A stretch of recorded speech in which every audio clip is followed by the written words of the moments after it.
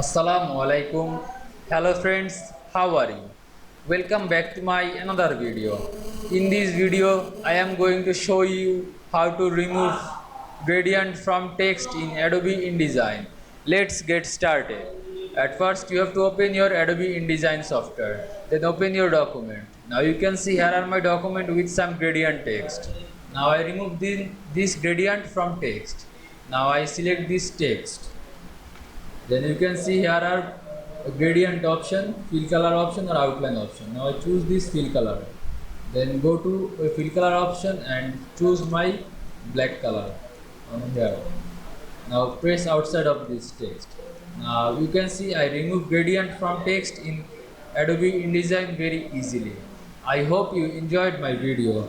Please like, comment, share and subscribe my channel. Thanks for watching.